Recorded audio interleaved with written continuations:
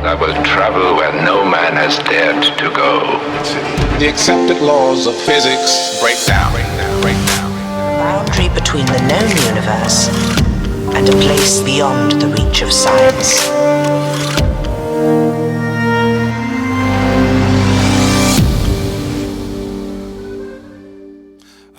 Buongiorno, Physics 2 students. Today we are going to learn about Torricelli's theorem of efflux flow. That's a terrible Italian accent, almost sound a little Dutch. Alright everybody, so today we're going to learn about efflux flow and how it works in Torricelli's theorem of efflux flow. So I have my drawing here of a object. If you look here, we have so what we're going to be talking about is what can we expect, okay, if we have an object that has a hole in it at the bottom, or we have some sort of spigot that we turn on. What can we expect for the actual flow and the velocity that comes out of here? So in order to understand that, let's take a look at some of our logical principles that we've already used, and we aren't going to be learning anything new, just how to apply it. So let's say first we have an area up here, okay, some sort of area on the top of the container. Alright, so not only have an area, but the pressure on the area is going to be, of course, pressure is going to be atmospheric. Okay, and we have, then we're going to try and figure out the velocity here. And we'll also have a pressure right here in the water coming out, and that, luckily for us, is going to be atmospheric pressure as well. Now, if we close this container, it becomes an entirely different game, but you're actually never going to worry about that, because that is something that we just don't have to worry about. Now, if you want to find out about it, you can, of course, go further, but we're just going to talk about having an open container right now, and how water is going to flow out of there. So the main thing that we have to understand is, first let's look at the equation of continuity. Okay, so, and that says that we'll have that our A1, okay, times our 1 there, okay, times our V1 will be equal to A2 times V2.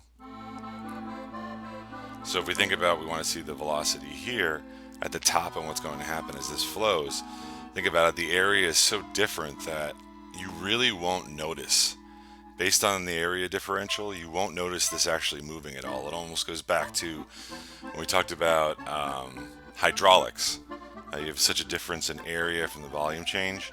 Same sort of thing works here, because this moving out, that little trickle or the water, as much as it may flow, it's really not much compared to the area of the water up here.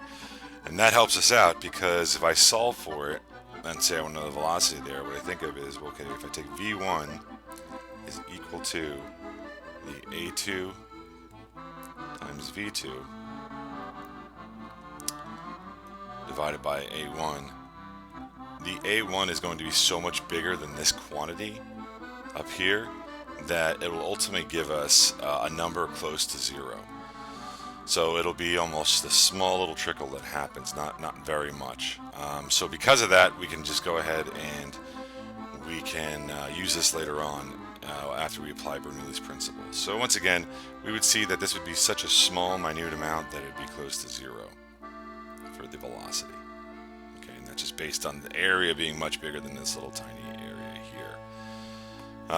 But now, if we apply Bernoulli's principle to this, okay, so we go to Bernoulli's principle and we think to ourselves, right,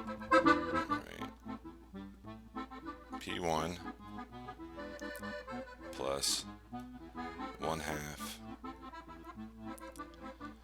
rho V1 squared plus rho gravity and a y is equal to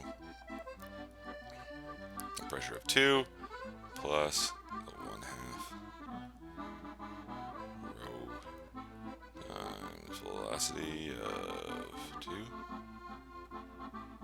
plus the rho gravity and the height of y, y2. So if we think about it here too, I can say that the heights, so here's my first height, and we're going to be looking at this as being our starting axes. Alright, so it's really just, this would be y1, and this would be y2. And really, in that case, if I have a delta y, right, subtract them, my delta y is really nothing more than a height. Okay, and that'll come into play as we start substituting here.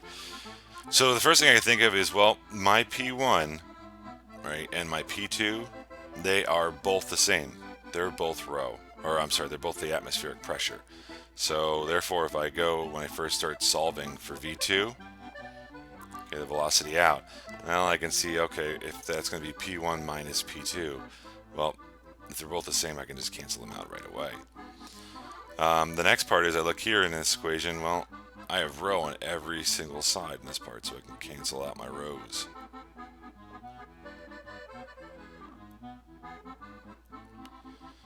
Alright, so what I'm left with right now is to rewrite it again.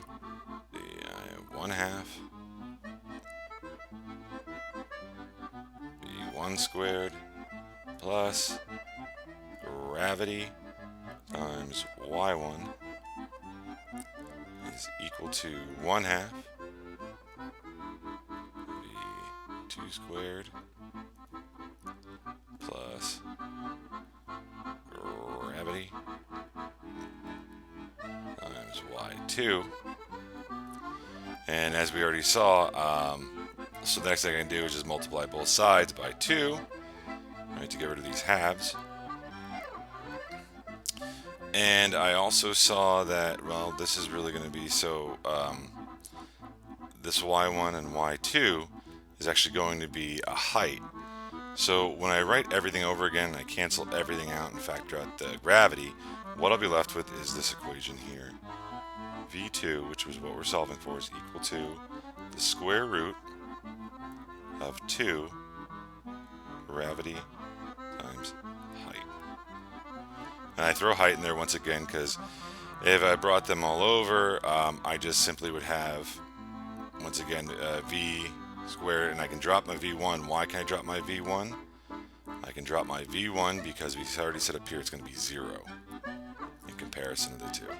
So I can drop that, and once again I'd be left with gravity times y1 is equal to gravity times y2, and then if I factor out the g's, I'm left with a 2g is equal to delta y, and delta y is really nothing more than height. So simply by using this equation, right, I can go ahead and solve for the flow that first exists. Okay, another way to look at it is in terms of a kinetic and potential energy.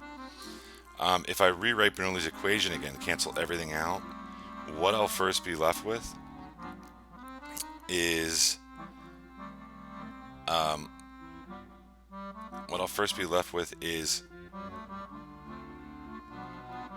since my y1 is the only one that has a height and this area is already cancel out, I'd be left with the rho gh or gy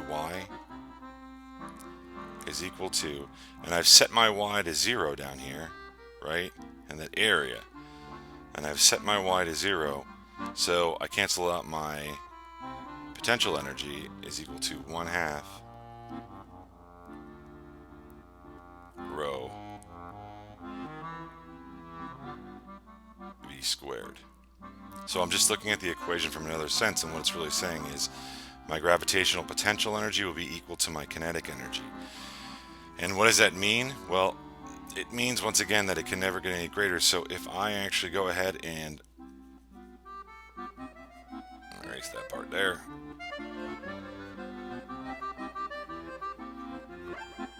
and if I were to actually put a different type of little spigot on this, okay, so let's say I face my spigot so it goes up this way. What I would see is that as the water actually empties out,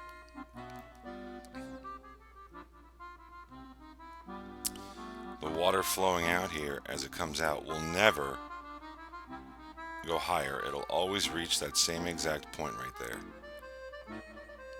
Because it'll always be at the same exact level. So as this empties out more and more, this would flow less, but they'd always be equal to the same. Why?